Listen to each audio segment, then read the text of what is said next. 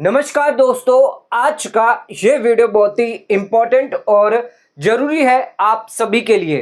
आज के इस वीडियो का टॉपिक है सीनियर सिटीजन सेविंग स्कीम में 1 जुलाई 2025 से 14% तक का ब्याज आपको मिल सकता है। दोस्तों, अगर आप पोस्ट ऑफिस की सीनियर सिटीजन सेविंग स्कीम में निवेश करते हैं तो सरकार अब आपको 1 जुलाई के बाद 14% तक का ब्याज कमाने का मौका दे रही है। लेकिन यह मौका किन लोगों के लिए है, यह समझना जरूरी है। अगर आप रेगुलर इनकम चाहते हैं अपने रेगुलर खर्चों के लिए तो आप भूल जाइए कि आपको यहां पर 14% का ब्याज मिलेगा। यानी आपने सीनियर सिटीजन सेविंग स्कीम में इस वजह से निवेश किया है ताकि आपको क्वार्टरली जो भी ब्याज मिलता है 61,530 लाख रुपए आप निवेश जो करते हैं वो आपको मिलता रहे, आपका जो खर्च है वो चलता रहे। तो उस केस में ये 14% ब्याज आपको नहीं मिल सकता। लेकिन अगर कोई निवेशक है यानी सिर्फ इन्वेस्टमेंट पर्पस के हिसाब से सीनियर सिटीजन सेविंग स्कीम में निवेश करता है तो वो इस स्कीम से 14% तक का रिटर्न भी कमा सकता है। ध्यान रखिएगा, सीनियर सिटीजन सेविंग स्कीम में आप 50 से लेकर 60 साल के बीच में भी यहां पर इन्वेस्टमेंट कर सकते हैं। अगर इस पीरियड में आप निवेश करते हैं तो 14% से ज्यादा का फंड जो है यानी ब्याज जो है वो आप कमा पाएंगे। यानी अगर आप 60 साल तक का हो जाते हैं तब तक एक अच्छा खासा फंड जो है वो आपके पास आ जाएगा। मान लीजिए आपने 30 लाख रुपए लगाए और इन 10 सालों के लिए आप यहां पर 14% अगर कमा लेते हैं तो ये फंड सीधा डबल होके आपका 60 लाख से 70 लाख हो जाएगा। और जब आप सीनियर सिटीजन सेविंग स्कीम में 2 खातों में या फिक्स डिपॉजिट में भी आप निवेश करें, 8% भी अगर आपको रिटर्न मिलता है तो घर बैठे बैठे आपको 40 से 50,000 रुपए हर महीने मिलते रहेंगे।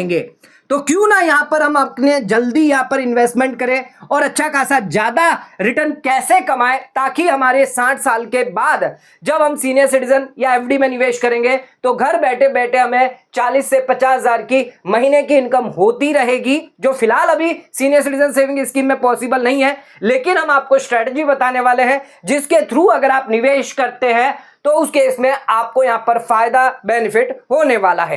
तो ध्यान रखिएगा, इन्वेस्टमेंट आप करते हैं तो आपको 14% तक का ब्याज कमा सकते हैं, लेकिन अगर आपको रेगुलर इनकम चाहिए तो उस केस में आपको 14% तक का ब्याज नहीं मिल पाएगा।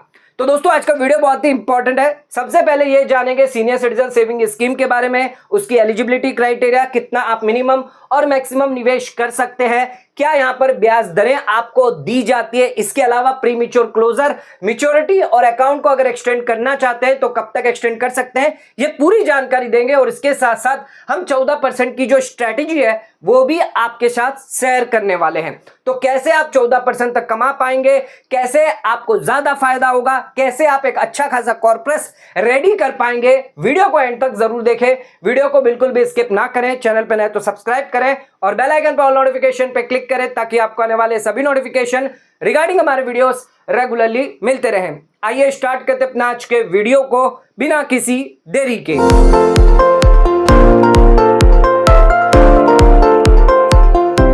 तो दोस्तों, आइए स्टार्ट करते अपना आज के वीडियो को और बात करते हैं सीनियर सिटीजन सेविंग स्कीम के बारे में, कैसे इस स्कीम के तहत आप 14% का ब्याज कमा सकते हैं। अब सबसे पहले हम जानेंगे इस स्कीम के लिए एलिजिबल कौन है, यानी कौन लोग जो है वो इस स्कीम के लिए अप्लाई कर सकते हैं। तो यहां पर ध्यान रखिएगा, अगर आपकी जो एज है वो 60 वर्ष या उससे ज्यादा होती है तो उस केस में आप सीनियर सिटीजन सेविंग स्कीम में निवेश कर सकते हैं।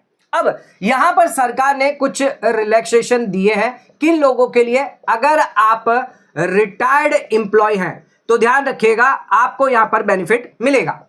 तो यहां पर 3 कैटेगरी दी गई है। पहली कैटेगरी है अगर आप सिविलियन एम्प्लॉय हैं, सिविलियन रिटायर्ड एम्प्लॉय, तो उस केस में ध्यान रखिएगा आपकी एज जो है वो 55 साल से लेकर 60 साल के बीच में है तो आप निवेश कर सकते हैं। इसके अलावा अगर आप डिफेंस के रिटायर्ड एम्प्लॉय हैं तो ध्यान रखिएगा आपके लिए एज जो है वो 50 साल से लेकर 60 साल के बीच में है तो आप यहां पर निवेश कर सकते हैं। इन दोनों के लिए यहां पर क्राइटेरिया दिया गया है विथ इन 3 मंथ्स के अंदर अंदर जब से आपको रिटायरमेंट बेनिफिट मिला है। तो जैसे आपको रिटायरमेंट बेनिफिट मिला है, यानी pension, provident fund, superannuation fund, voluntary fund, जो भी पैसा आपको मिला है रिटायरमेंट बेनिफिट पे, यानी आपके रिटायरमेंट के बाद आपको जो भी मिला है, ग्रेच्युटी मिली है, प्रोविडेंट फंड मिला है, लीव एनकेशमेंट मिला है, जो भी आपको मिला है वो आपको 3 महीने के अंदर निवेश करना है। जो भी सिविलियन रिटायर्ड एम्प्लॉय और डिफेंस एम्प्लॉय है तो ही आप इस स्कीम में निवेश कर पाएंगे। अगर 3 महीने चले जाते हैं तो फिर आप निवेश नहीं कर सकते जब तक आप 60 के नहीं हो जाते। अब इसमें एक चीज और ध्यान रखिएगा, अगर आपको रिटायरमेंट फंड मान लीजिए 20 लाख रुपए मिले हैं तो आप 20 लाख रुपए ही निवेश कर सकते हैं। बाकी के जो 10 लाख है वो आप कहीं और से निवेश नहीं कर सकते।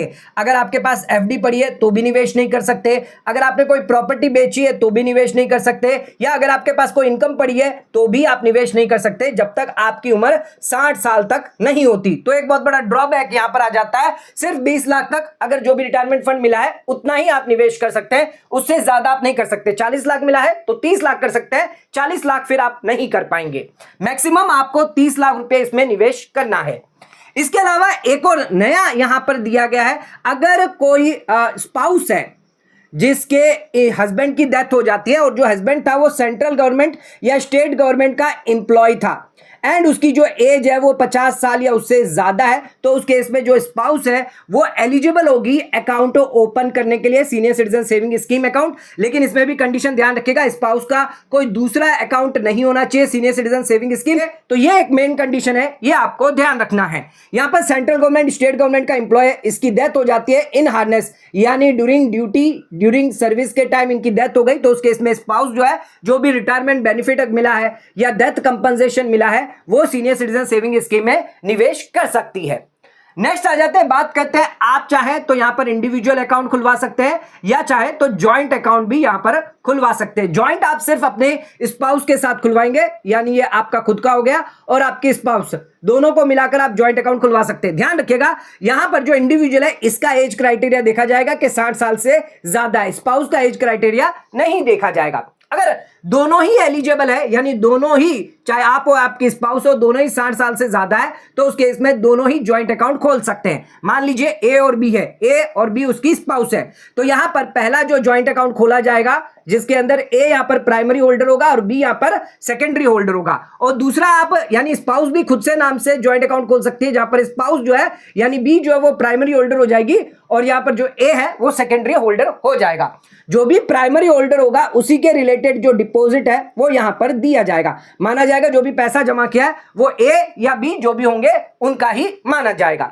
यहां पर आप कितने भी नंबर ऑफ अकाउंट जो है वो ओपन करवा सकते हैं, कोई रिस्ट्रिक्शन नहीं है अकाउंट ओपन करने की, लेकिन मैक्सिमम लिमिट ध्यान रखिएगा 30 लाख रुपए से ज्यादा आप निवेश नहीं कर सकते, यानी अकाउंट नहीं खुलवा सकते। आपने एक अकाउंट खुलवाया 5 लाख का, दूसरा फिर आपको अकाउंट खुलवाना पड़ेगा 10 लाख का, तीसरा अकाउंट आपको खुलवाना पड़ेगा फिर 5 लाख का, तो ऐसे करके आप 30 लाख रुपए तक अकाउंट ओपन करवा सकते हैं, कितने भी अकाउंट जो है वो ओपन कर सकते हैं। सेकंड पॉइंट पे मिनिमम और मैक्सिमम कितना डिपॉजिट आप कर सकते हैं सीनियर सिटीजन सेविंग स्कीम में। सबसे पहले बात करते हैं मिनिमम की, तो आप 1000 रुपया यहां पर निवेश कर सकते हैं, खाता यहां पर ओपन करवा सकते हैं। मल्टीपल की बात करें तो यहां पर 1000 के मल्टीपल में आपको पैसा निवेश करना है, यानी 1000 रुपया निवेश किया, 2000 रुपया निवेश किया, तो 1000 के मल्टीपल में निवेश होना चाहिए। आपने 1 लाख रुपए निवेश किए, 5 लाख रुपए निवेश किए, इस तरह से आप कर सकते हैं। मल्टीपल में आपको 1000 में निवेश करना है। मैक्सिमम की बात करें तो 30 लाख रुपया आप इसमें मैक्सिमम निवेश कर सकते हैं। सभी सीनियर सिटीजन अकाउंट को मिलाकर आपकी लिमिट जो है वो 30 लाख रुपए की मैक्सिमम है, उससे ज्यादा जो है वो आप निवेश नहीं कर पाएंगे। मान लीजिए 1 अकाउंट, 2 अकाउंट, 3 अकाउंट आपने खोले हैं, सब में 10-10 लाख रुपए आपने डाले हैं, तो 30 लाख यहां पर मैक्सिमम हो जाता है, इससे ज्यादा आप अकाउंट नहीं ओपन करवा सकते और वन टाइम में एक बार ही आप डिपॉजिट जो है वो पैसा कर सकते हैं। अब मान लीजिए आपने एक्सेस पैसा जमा कर दिया, एक्सेस पैसा जो है वो डिपॉजिट कर दिया, यानी आपको करना था 30 लाख रुपए लेकिन आपने कर दिए 40 लाख रुपए, तो उस केस में 10 लाख रुपए आपका एक्सेस था, तो इस पर सिर्फ आपको 4% पोस्ट ऑफिस सेविंग रेट के हिसाब से ही ब्याज दिया जाएगा, ना कि 8.2% का ब्याज यहां पर आपको नहीं मिलेगा, सिर्फ 4% का ब्याज मिलेगा from the date of access, जब से आपका एक्सेस हुआ है टिल डेट ऑफ रिफंड पैसा आपको नहीं कर दिया जाता। 4% पोस्ट ऑफिस सेविंग रेट के हिसाब से ही ब्याज आपको दिया जाएगा। इसके अलावा ध्यान रखिएगा 80C का यहां पर आपको इन्वेस्टमेंट जो है डिडक्शन अलाउ किया जाता है। आपकी इनकम में से 1.5 लाख रुपया आप हर साल इसमें अगर निवेश करते हैं तो 1.5 लाख रुपए तक का डिडक्शन आपको ओल्ड टैक्स रिजिम में दिया जाएगा। तो ओल्ड टैक्स रिजिम में आपको 1.5 लाख तक का फायदा मिल जाता है। अब ये जो भी 30 लाख का जो पैसा है, अगर आप रिटायर्ड एम्प्लॉय हैं तो ध्यान रखिएगा आपको जो भी रिटायरमेंट बेनिफिट मिला है या फिर जो भी 30 लाख रुपए आपको लिमिट जो मैक्सिमम दी गई है, विच एवर इज लोअर, तो 30 लाख की जो मैक्सिमम लिमिट है इन दोनों में से जो भी लोअर होगा उतना ही आप निवेश कर पाएंगे। मान लीजिए अगर आपको रिटायरमेंट बेनिफिट 20 लाख रुपए मिला है तो 20 लाख रुपए आप निवेश कर सकते हैं। रिटायरमेंट बेनिफिट ऑलरेडी हमने आपको बता दिया, superannuation fund, provident fund, PF pension आपको मिल गई, फैमिली पेंशन मिल गई, वॉलंटरी रिटायरमेंट बेनिफिट मिल गया या फिर special voluntary retirement benefit, gratuity हो गई। ये सभी आपके रिटायरमेंट बेनिफिट होते हैं। जो स्पाउस है जिसके हस्बैंड की डेथ हो गई है तो डेथ कंपनसेशन अगर मिला है,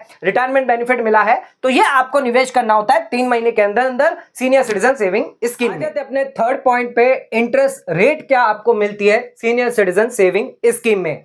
ध्यान रखिएगा 1 अप्रैल 2025 से लेकर 30 जून 2025 तक आपके लिए जो इंटरेस्ट रेट है वो 8.2% यहां पर दी गई है। ये रेट ऑफ इंटरेस्ट सभी सीनियर सिटीजन के लिए सबसे बेस्ट रेट ऑफ इंटरेस्ट है, क्योंकि अब अगर बात करें अगर आप बैंक एफडी में निवेश करते हैं तो वहां पर आपको 7.5% या 7.80% या मैक्सिमम आपको 8% तक का ब्याज मिलता है। जबकि यहां पर आप देख सकते हैं सीनियर सिटीजन सेविंग स्कीम में 5 साल के लिए अगर आप निवेश करते हैं तो 8.2% तक का ब्याज आपको दिया जाएगा। ये चीज ध्यान रखिएगा। तो बैंक एफडी में अभी आपको रेट कम मिलेगी क्योंकि आरबीआई द्वारा जो है वो रेपो रेट कम किया जा रहा है। इस वजह से बैंकों ने भी अपने फिक्स डिपॉजिट के जो रेट है वो कम कर दिए। हो सकता है फ्यूचर में सीनियर सिटीजन सेविंग रेट भी जो है 8.2% से कम होकर 8% हो जाए या 7.5% तक भी आपको देखने को मिल सकता है। अब यहां पर बात करते हैं जो भी ब्याज आपको मिलता है ये आपको क्वार्टरली इंटरेस्ट दिया जाता है, ना मैच्योरिटी पर ना मंथली पर, सिर्फ आपको यहां पर क्वार्टरली ब्याज दिया जाता है। कब कब दिया जाता है? एक तो आपको 30 जून को दिया जाएगा, सेकेंड इंस्टॉलमेंट आपको 30 सितंबर, तीसरी इंस्टॉलमेंट आपकी 31 दिसंबर और चौथी इंस्टॉलमेंट होगी आपकी 31 मार्च को। तो यहां पर हर क्वार्टर में आपको जो ब्याज दिया जाता है, कितना मैक्सिमम ब्याज मिलता है? 30 लाख रुपए अगर आप निवेश करते हैं तो 61,500 हर क्वार्टर में आपको यहां पर दिया जाएगा 8.2% रेट ऑफ इंटरेस्ट के साथ। अब यहां पर एक चीज ध्यान रखिएगा, अगर मान लीजिए जून को मान लीजिए 61,500 का ब्याज मिलता है, ये आप कब से क्लेम कर सकते हैं? 1 जुलाई 2025 से आप क्लेम कर पाएंगे।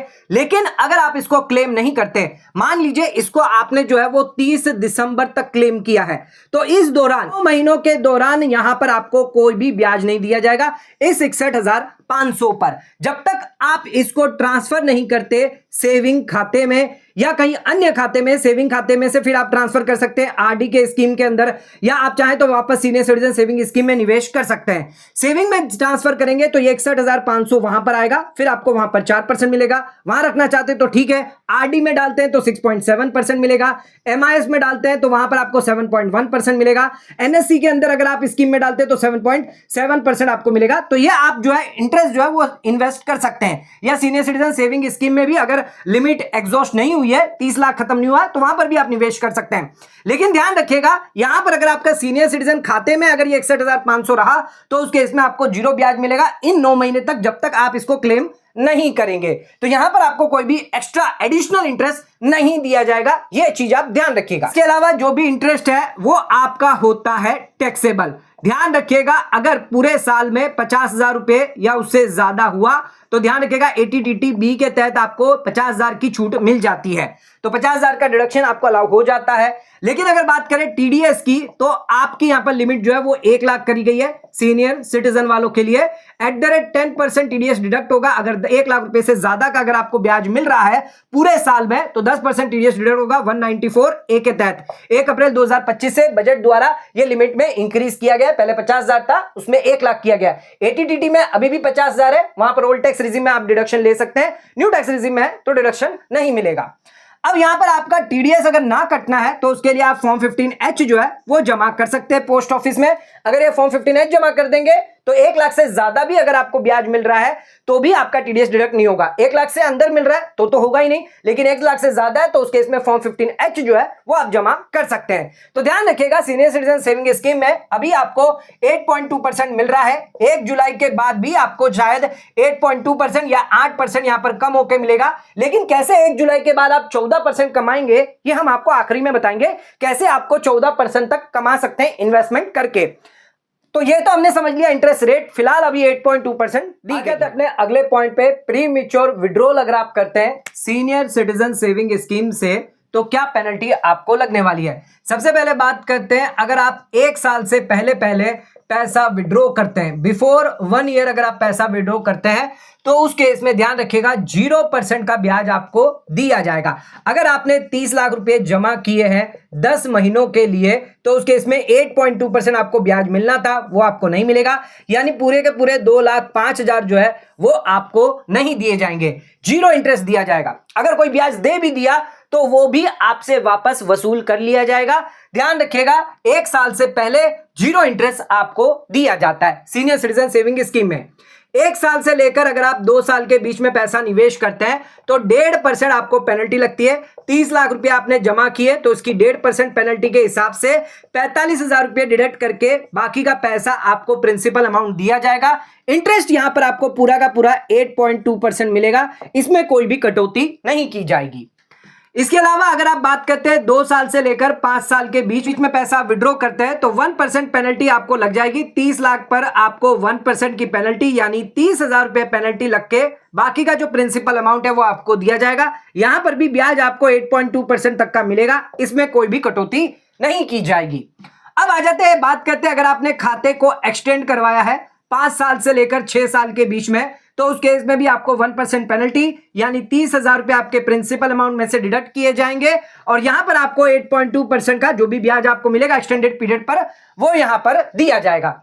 अगर आप 7 साल से लेकर 8 साल के बीच में, एक्सटेंडेड पीरियड आपका 3 साल का होता है, तो 7 से 8 में अगर निवेश करते हैं, अगर आप पैसा विड्रॉ करते हैं तो यहां पर आपका कोई भी पेनल्टी नहीं लगेगी, 0% की पेनल्टी और 8.2% पूरा का पूरा ब्याज यहां पर आपको मिल जाता है। तो ध्यान रखिएगा, 1 साल से पहले पैसा विड्रॉ ना करें, अदरवाइज आपको 0% ब्याज मिलेगा, कोई भी ब्याज आपको नहीं दिया जाएगा। अपने 5th पॉइंट पे, मैच्योरिटी क्या है सीनियर सिटीजन सेविंग स्कीम है। तो इस स्कीम में आप 5 साल तक यहां पर निवेश कर सकते हैं from the date of deposit. जब से आपने अकाउंट खुलवाया है 5 साल तक इस स्कीम में निवेश कर पाएंगे। अब बात करते हैं, अगर अकाउंट होल्डर की अगर डेथ हो जाती है तो उस केस में क्या सिनारियो होगा। मान लीजिए अकाउंट आपने ओपन करवाया था और ये 5 साल का यहां पर टेन्यूर दिया गया है। अब मान लीजिए 3 साल में ही यहां पर अकाउंट होल्डर की जो है वो डेथ हो जाती है तो उस केस में इन 3 सालों के लिए तो आपको 8.2% का ब्याज मिलेगा। जब से आपने अकाउंट खुलवाया वहां पर अगर आपको 8.2% है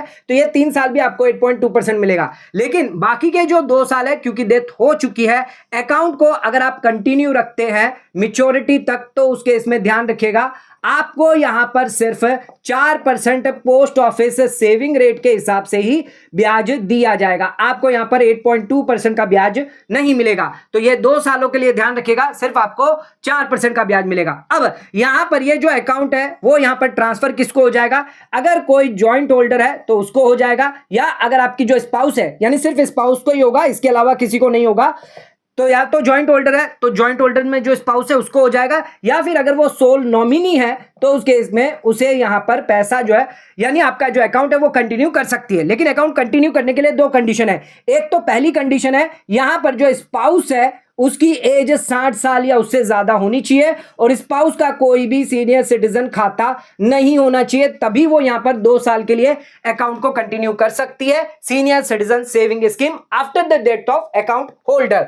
तो यहां पर ध्यान रखिएगा 2 साल 3 साल के बाद यानी इन 2 सालों के लिए सिर्फ 4% का ब्याज मिलेगा और स्पाउस का कोई भी सीनियर सिटीजन अकाउंट नहीं होना चाहिए, एलिजिबिलिटी क्राइटेरिया दिया गया है। अब यहां पर आप ज्यादा इंटरेस्ट कमा सकते हैं अगर यहां पर आप प्रीमेच्योर विड्रॉ करवा लेते हैं पैसा और स्पाउस के नाम से अकाउंट सीनियर सिटीजन अकाउंट खुलवाते हैं तो वहां पर 8.2% का ब्याज आपको मिल जाता है, तो उस केस में आपको बेनिफिट हो सकता है। लेकिन यहां पर अगर आप कंटिन्यू रखेंगे तो सिर्फ 4% का ही ब्याज आपको दिया जाएगा। अपने 6th पॉइंट पे, तो अकाउंट को आप एक्सटेंड कब तक कर सकते हैं सीनियर सिटीजन सेविंग स्कीम में। अब आप नंबर ऑफ टाइम अकाउंट को एक्सटेंड कर सकते हैं। सरकार द्वारा यहां पर अब आपको बेनिफिट दिया जाएगा। मान लीजिए आपने अकाउंट जो है वो यहां पर ओपन करवाया है और इसकी 5 साल के बाद यहां पर मैच्योरिटी आ जाती है, तो उस केस में 5 साल के बाद आप और फर्दर 3 साल के लिए अकाउंट को एक्सटेंड कर सकते हैं, यानी टोटल आपका 8 साल हो जाएगा। 3 साल के लिए आप एक्सटेंड कर सकते हैं। आप चाहे तो n number of time extend कर सकते हैं, यहां पर 11 साल तक भी एक्सटेंड कर सकते हैं और चाहे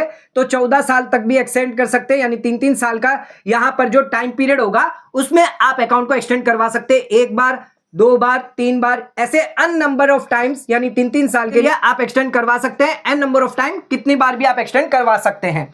अब ध्यान रखिएगा, यहां पर आपको 8.2% ब्याज मिल रहा था, तो इस 5 साल के लिए आपको 8.2% ब्याज मिलेगा। लेकिन 5 साल की मैच्योरिटी के बाद आपका ब्याज 8% हो गया, तो इन 3 सालों के लिए सिर्फ आपको 8% मिलेगा। फिर आपका जो ब्याज है 8 साल में यहां पर आपका 7% हो गया, तो 7% मिलेगा। 6% हो गया तो 6% के हिसाब से दिया जाएगा, यानी जो भी मैच्योरिटी पर ब्याज होगा वही आपके एक्सटेंडेड अकाउंट पर ब्याज आपको मिल जाता है। इसके अलावा ध्यान रखिएगा, एक्सटेंड अकाउंट आपको कब तक करना है? 1 साल के अंदर अंदर करना है। ये 5 साल और 6 साल, तो यहां पर 1 साल के अंदर अंदर आपको एप्लीकेशन करनी है, तो ही आप 8 साल के लिए अकाउंट को एक्सटेंड कर सकते हैं। 3-3 साल के लिए जो एक्सटेंड करना है, तो 1 साल के अंदर अंदर, जब से आपकी मैच्योरिटी आई है उसके 1 साल के अंदर अंदर आपको अकाउंट एक्सटेंड करवाना होगा, अदरवाइज आप अकाउंट एक्सटेंड नहीं कर सकते।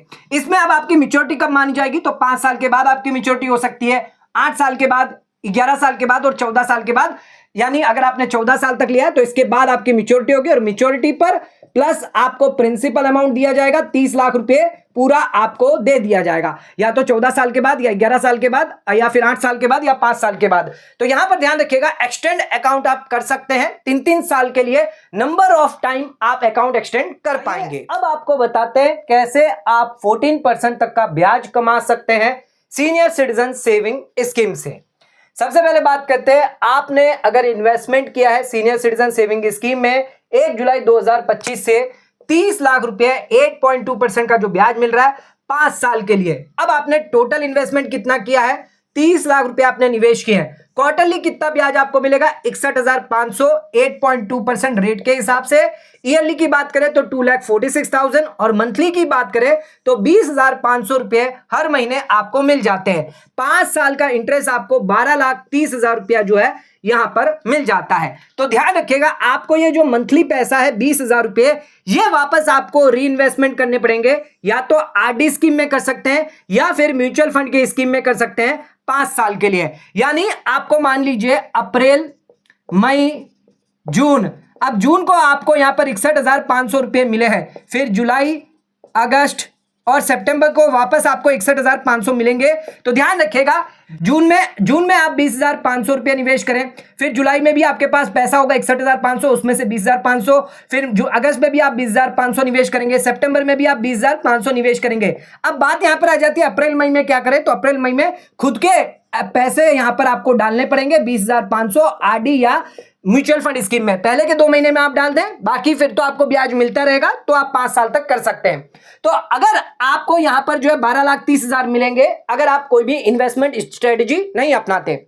लेकिन यहां पर हमने इन्वेस्टमेंट स्ट्रेटजी रखी गई है, अगर आप इन्वेस्टमेंट करते हैं 50 से लेकर 60 साल की आपकी एज है, 60 से ज्यादा भी अगर आप करना चाहते हैं, 60 साल से ज्यादा है तो भी आप इस स्कीम में निवेश कर सकते हैं, कोई दिक्कत नहीं है। तो भी आप ये इन्वेस्टमेंट जो स्ट्रेटजी है वो समझ सकते हैं, अगर आप 60 साल से ज्यादा भी क्यों ना है। लेकिन फायदेमंद किसके लिए होगा? जिन लोगों की एज 50 से 60 के बीच में, जो रिटायर्ड सिविलियन एम्प्लॉय है, डिफेंस एम्प्लॉय है, इन लोगों के लिए ज्यादा फायदा होने वाला है, क्योंकि ये 60 से पहले ही अपना फंड जो है वो बड़ा कर देंगे, यानी अच्छा खासा उनका इन्वेस्टमेंट हो जाएगा, अच्छा खासा उनका फंड हो जाएगा। 60 साल के बाद जब वो यहां पर सीनियर सिटीजन सेविंग स्कीम में जब उनका पैसा रहेगा तो हर महीने उन्हें अच्छा खासा अमाउंट आता रहेगा। अब सबसे पहला यहां पर हमने लिखा है आरडी स्कीम। आरडी स्कीम में आप 6.7% का ब्याज मिलता है। यहां पर 100% आपको यहां पर ब्याज जो है जिस तरह से हम बताएंगे उस हिसाब से आपको 100% मिलेगा, क्योंकि यहां पर आरडी स्कीम में फिक्स होता है, कोई रिस्क नहीं होता, तो यहां पर आपको पूरा ब्याज मिलेगा। अगर आपने ये 20,500 मंथली निवेश किया है आरडी स्कीम में, तो मंथली आपने 20,500 निवेश किया है, टोटल डिपॉजिट कितना किया है? 12,30,000, क्योंकि 12,30,000 आपको 5 साल तक मिला था। अब आरडी स्कीम से 5 साल में आपको कितना ब्याज मिलेगा? 2,00,000 2,33,000 रुपए।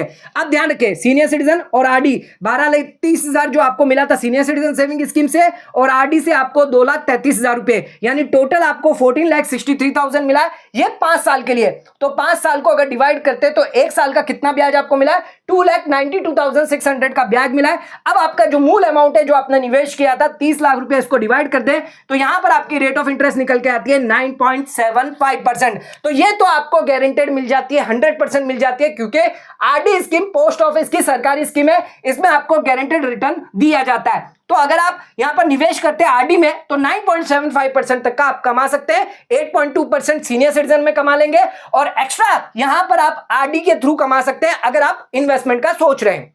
अब बात करते हैं, अगर इससे ज्यादा अगर आपको चाहिए तो आपको फिर म्यूचुअल फंड में निवेश करना होगा। अब म्यूचुअल फंड में हमने 3 कैटेगरी रखी है, 12%, 15% और 20%। अब देखिए, शेयर मार्केट डिपेंड करता है कि आपको यहां पर रिटर्न कितना मिलेगा। अगर शेयर मार्केट इन 5 सालों के अंदर अप रहा, डाउन अगर कम रहा, तो उस केस में आपको अच्छा खासा रिटर्न यानी 20% से ज्यादा भी मिल सकता है। कई फंड ऐसे देखे गए जो 5 साल में 25%, 30% तक का भी रिटर्न देते हैं। वो आपको फंड देखना पड़ेगा कि लगातार 5 साल तक का कौन फंड ऐसा है जो बढ़िया रिटर्न देता है। तो आपको इन फंड में निवेश करना है। अगर आपको मान लीजिए 12% तक का रिटर्न अगले 5 साल तक मिलता है, जो 70% पॉसिबिलिटी हो सकती है कि 12% मिले, हो सकता है, लेकिन मिनिमम आपको 12% मिल ही जाता है म्यूचुअल फंड में अगर आप लगातार 5 साल तक निवेश करते हैं। कई लोग क्या करते हैं, 1 साल 2 साल के बाद ही म्यूचुअल फंड को तोड़ देते हैं, पैसा निकाल लेते हैं, क्योंकि मार्केट डाउन चला जाता है। इस वजह से वो घबरा जाते हैं और वो बड़ा पैसा जो है नहीं बना पाते। लेकिन आपको इसमें समय देना होगा, 5 साल से ज्यादा अगर आप समय देंगे तो अच्छा खासा रिटर्न आपको यहां पर मिल जाता है। अभी मार्केट डाउन चल रहा है तो ये सही मौका है निवेश करने का, क्योंकि आगे फ्यूचर में हो सकता है मार्केट जब बढ़ेगा तब आपको अच्छा खासा रिटर्न देखने को मिल जाता है। तो 12% की चांसेस हम मान के चलते हैं, 70% पॉसिबिलिटी है। अगर आपको 70% की पॉसिबिलिटी के हिसाब से 12% 5 साल में अगर मिल जाते हैं तो कितना रिटर्न आप कमा पाएंगे, आइए जानते हैं। आपको यहां पर 20,500 यहां पर निवेश कर रहे हैं। एक चीज ये भी ध्यान रखिएगा, हमने 30 लाख रुपया डायरेक्टली निवेश नहीं किया है, सिर्फ जो ब्याज है वही निवेश किया है। तो यहां पर आपका रिस्क भी कम हो जाता है। अगर आप 30 लाख निवेश कर देते, मार्केट डाउन चला गया तो 30 का 10 लाख हो सकता है, लेकिन हमने यहां पर मंथली 20,500 ही निवेश करना है, ताकि हमारा यहां पर रिस्क जो है वो यहां पर मैच हो सके। अब टोटल डिपॉजिट आपने 12,30,000 किया, 5 साल में आपको ब्याज मिला म्यूचुअल फंड से 4,60,900 रुपए। अगर इसको सीनियर सिटीजन सेविंग स्कीम से मिला है, यानी 12,30,000, 4,60,000 तो 16,90,000 5 साल का ये इंटरेस्ट है, डिवाइड बाय 5 और 30 तो 1 साल का आपका निकल कर आएगा 3,38,000, और 30 लाख अगर इसको डिवाइड करते हैं जो भी हमने इन्वेस्टमेंट किया था तो 11.27% का ब्याज यहां पर आपको मिल जाता है। तो यहां पर आप देख सकते हैं, अगर आप सीनियर सिटीजन सेविंग स्कीम में निवेश करते हैं और म्यूचुअल फंड में निवेश करते हैं, और म्यूचुअल फंड में अगर आपको 12% कहीं मिल जाता है रिटर्न 5 साल के बाद, तो आपका इफेक्टिव इंटरेस्ट रेट होगा 11.27%। अब बात करते हैं, यहां पर आपको हो सकता है 15% मिल जाए, आपका फंड इतना अच्छा परफॉर्म कर दे कि वो 15% रिटर्न आपको दे रहा है 5 साल तक। तो उस केस में ध्यान रखिएगा, आप सकता है 1 साल आपको 20% दे रहा हो, दूसरे साल आपको -10% दे रहा हो, तो ऐसे फंड दे सकता है। तीसरे साल आपको 30% भी दे रहा हो, तो यहां पर कुल मिलाकर अगर आपको 15% रिटर्न दे रहा है एवरेज, तो उस केस में मंथली आपने 20,500 निवेश किया, टोटल आपने 12,30,000, 5 साल का इंटरेस्ट आपको 6,08,000 मिला, टोटल इंटरेस्ट आपको 18,38,500 मिलता है। 5 साल के लिए डिवाइड करेंगे, 1 साल का ब्याज होगा 3,67,000, और 30 लाख रुपया जो हमारा इन्वेस्टमेंट है वो करते हैं तो 12.26% रिटर्न निकल के आ जाता है। अगर आपको म्यूचुअल फंड में 15% तक का रिटर्न मिलता है तो उस केस में 5 साल के बाद आपका जो रिटर्न होगा इफेक्टिव वो 12.5% निकल कर आएगा, यानी 12.26% तक निकल कर आ सकता है। अब थोड़ा सा और यहां पर देखते हैं कि अगर हमें 20% रिटर्न मिल जाता है तो उस केस में क्या पॉसिबिलिटी होती है। ये 50-50% पॉसिबिलिटी है। हालांकि कई फंड ऐसे हैं जो 20% से ज्यादा रिटर्न देते हैं, अच्छा खासा रिटर्न आपको मिल जाता है म्यूचुअल फंड में अगर आप SIP करते हैं। तो हमें 20,500 की SIP करनी है, इससे ज्यादा की नहीं करनी है। 12,30,000 निवेश करेंगे, 8,90,800 रुपए का ब्याज आपको 5 साल में दिया जाएगा, यानी कुल ब्याज आपको 21,20,800 का मिलेगा। 1 साल की बात करें तो 4,24,160, 30 लाख से इसके निवेश करते हैं तो 14% तक का ब्याज यहां पर आपको मिल सकता है। तो ध्यान रखिएगा, म्यूचुअल फंड में अगर आप 20% तक का रिटर्न कमा लेते हैं तो आपको 14% तक का ब्याज मिलेगा। एक इंपॉर्टेंट चीज और ध्यान रखिएगा, यह पूरा का पूरा 30 लाख रुपया जो है वो आपका रिस्क फ्री रहता है। इसमें आपका कोई भी रिस्क नहीं है। ये 30 लाख तो आपको मिलेगा ही मिलेगा, क्योंकि यहां पर हमने सीनियर सिटीजन सेविंग स्कीम में निवेश किया है, ना कि म्यूचुअल फंड में। तो ये 30 लाख का तो कोई रिस्क नहीं है। हाँ, जो ब्याज मिल रहा है वो हम निवेश कर रहे हैं, और अगर आपको अच्छा खासा रिटर्न मिला है, मार्केट अगर अच्छा रहा, शेयर मार्केट में अच्छा परफॉर्मेंस हुआ, फंड मैनेजर अगर आपके अच्छे हैं, अच्छा परफॉर्मेंस दे रहे हैं, एसआईपी अगर आप कौन से फंड में निवेश कर रहे हैं ये इंपॉर्टेंट है, तो एक बार फंड जो है वो चेक करके चूज करें। यानी पिछला 5 साल 10 साल का उसका डाटा चेक करें कि लगातार वो फंड अच्छा खासा रिटर्न दे रहा है, 20% 30% से ज्यादा रिटर्न दे रहा है। ऐसे फंड में निवेश करें ताकि आपका जो पैसा अच्छा खासा अगर निवेश होगा तो अच्छा खासा रिटर्न जनरेट करके देगा। 14% तक का भी पैसा आप यहां पर कमा सकते हैं। अब 60 साल तक आप हो गए तो उस केस में आप ये कर सकते हैं। 60 साल के बाद आप चाहें तो म्यूचुअल फंड में ना करें, आप सीधा सीधा जो पैसा आपको मिलेगा, मान लीजिए यहां पर आपको मिला है 21 लाख रुपया प्लस 30 लाख रुपया, 50 लाख का आपका फंड यहां पर हो जाता है। अब यह पैसा डाल दीजिए सीनियर सिटीजन सेविंग स्कीम में और अच्छा खासा 8% या 8.2% जो भी आपको रिटर्न मिलेगा वो आप कमाते रहिए। महीने के कम से कम 40 से 50 हजार आपको बैठे बैठे मिलेंगे 60 साल के बाद। अगर यह काम आप 50 से 60 साल के बीच में कर लेते हैं, प्लानिंग कर लेते हैं, थोड़ा रिस्क ले लेते हैं, म्यूचुअल फंड में निवेश करते हैं, तो अच्छा खासा फायदा बेनिफिट आपको मिल सकता है।